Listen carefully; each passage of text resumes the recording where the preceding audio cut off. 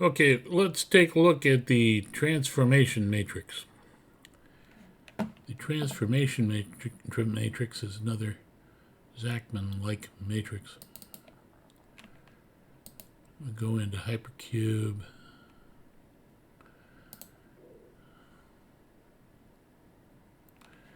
And we'll change to choose matrix to business transformation matrix.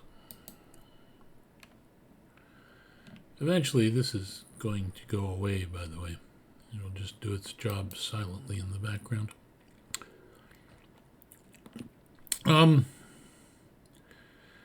The transformation matrix is another Zachman-like matrix. I've thought about adopting a term for Zachman-like matrices other than zMatrices, something like paradigm or something. Anyway, this one is very useful. Let's go over what's in it.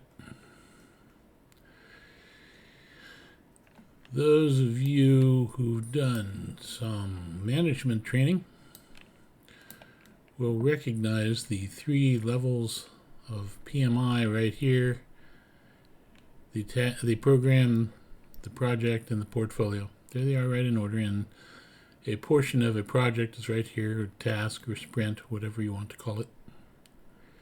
So that's 1, 2, 3, 4. And there are 2 things missing then. Strategically, above the program, there is something. And at the bottom, there is the existing environment, the existing set of things, or what you have completed, or what someone has completed, or the current state. Down here is acquisition management. So this shows all the contract related information. In government, for instance, the transformation happens by acquisition, by contracts. So this row becomes contracts. Up here, this is everything external to the agency. Suppose you're in federal government again. This becomes what is visible to OMB, to Congress. And across the top, we've got the columns: the initiative, the schedule, the activities, the stakeholders, the requirements, and the delivery.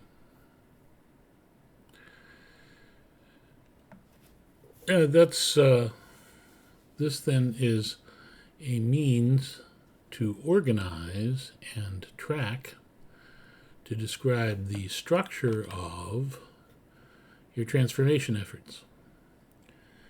So the Zachman matrix is useful for telling you things about a particular information system and how it fits into the environment, the set of information systems, and into the enterprise to produce more effective operations. But this is different. That is reification, Zachman. And SABSA is security. But this is not either of those particularly. This is management. This is transformative management, not operational day-to-day management. This is how the organization changes. So, for example, in the external row, we keep track of the externally visible initiatives, some initiatives from OMB or from the government. Public milestones, what we have declared we will do. Activities, organizational life cycles, we've declared this is how we operate. Things like CPIC are in here.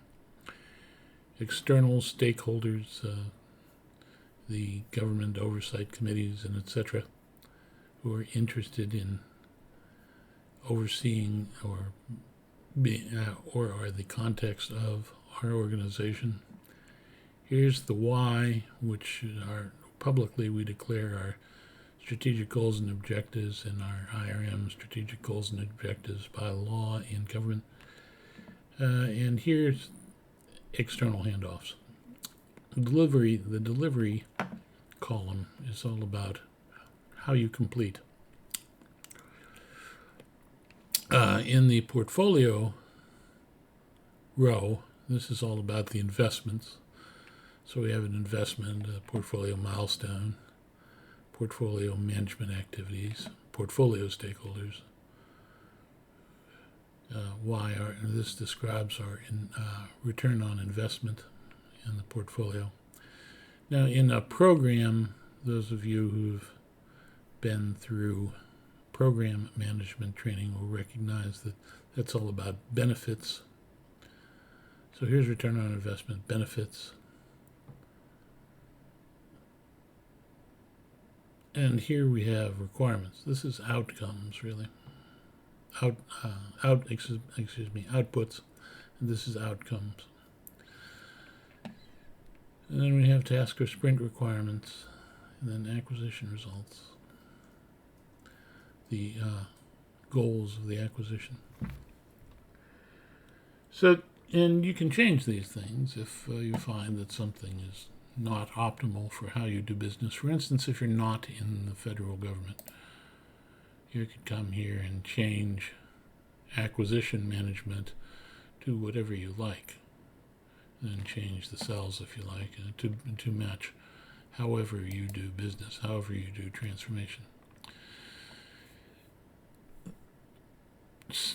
To do this, then, to keep this up to date, is to provide the structure of your transformation, the management of transformation, what activities, what are going on, and how you are achieving transformation, and what are the goals of transformation. And this, then, is that missing element when people come to enterprise architecture and say, okay, so you are going to tell us how to transform, what our roadmap is. Well, how do we manage that roadmap? What are the constituents of that roadmap? Here's the answer in detail. That's all I've got for this topic.